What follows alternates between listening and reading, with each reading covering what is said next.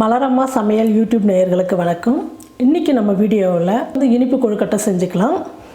பாருங்கள், இது சின்னதாக ஒரு கிண்ணம். இந்த கிண்ணத்தில் நான் 1 கப்பு மாவு எடுத்துருக்கிறேன், பச்சரிசி மாவு. அதே கப்பில் 3/4 கப்பு வெல்லம் எடுத்துருக்கிறேன். தண்ணி 1.5 கப்பு வச்சுக்கலாம். இப்போ வெல்லத்தை ஒரு பாத்திரத்தில் போட்டுக்கலாம். 1 கப்பு அரிசி மாவுக்கு 1.5 கப்பு தண்ணி சேர்த்துக்கலாம்.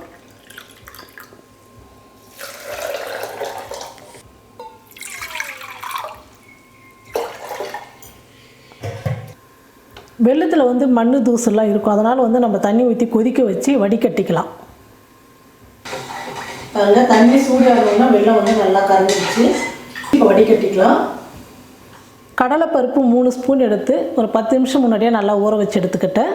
இப்போ அது வெல்லம் தண்ணியோடு சேர்த்துக்கலாம். ஒரு 10 நிமிஷம் நல்லா வேகட்டும். ரொம்ப குழைய வேகக்கூடாது, 3/4 பாகம் வேகட்டும் நல்லா.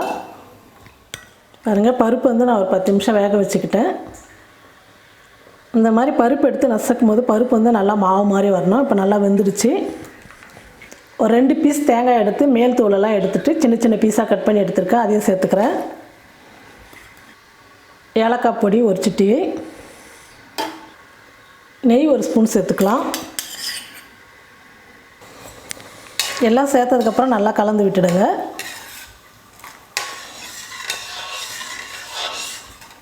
ஒரு 2 நிமிஷம் கொதிக்கட்டும்.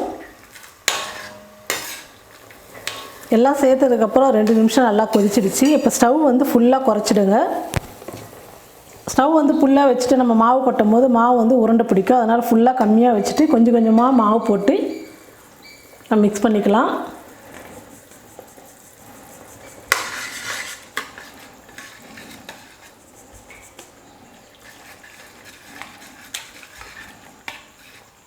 கொஞ்சம் 1-2 உருண்டையாக இருந்தால் கூட நம்ம கலக்க மாவு நைஸாக வந்துடும்.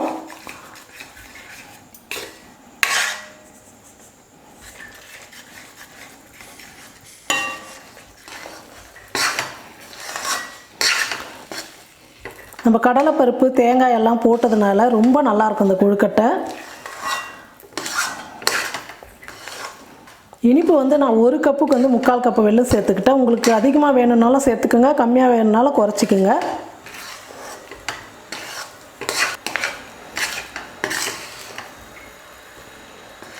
ஒரு நிமிஷம் மாவு வேகட்டும். பாருங்கள், மாவு நல்லா கெட்டியாகிடுச்சு. இப்போ ஸ்டவ் ஆஃப் பண்ணிடலாம். ஒரு தட்டில் மாற்றி வச்சிடலாம். சூடு நல்லா ஆறட்டும், நம்ம உருண்டை பிடிச்சி வச்சுக்கலாம். பாருங்கள், நல்லா சூடு ஆறிடுச்சு. இப்போ நம்ம சின்ன சின்ன உருண்டையாக பிடிச்சி வச்சுக்கலாம். கையில் கொஞ்சம் நெய் இல்லைன்னா எண்ணெய் தடவிக்குங்க, அப்போ தான் மாவு ஒட்டாமல் இருக்கும்.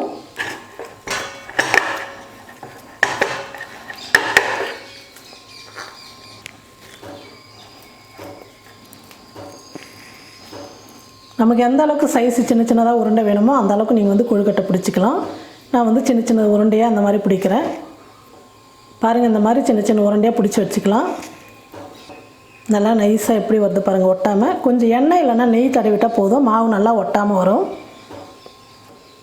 இந்த மாதிரி எல்லா மாவும் நம்ம சின்ன சின்ன உருண்டையாக பிடிச்சி எடுத்துக்கலாம்.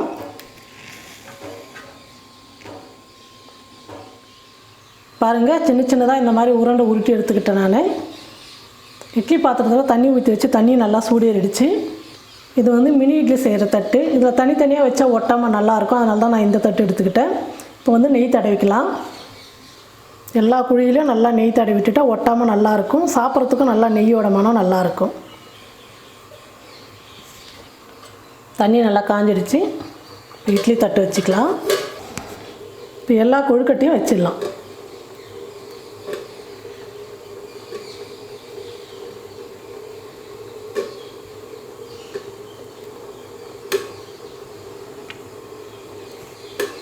மாவு நல்லா வேக வச்சதுனால ஒரு 10 நிமிஷம் கொழுக்கட்டை வெந்தால் போதும்.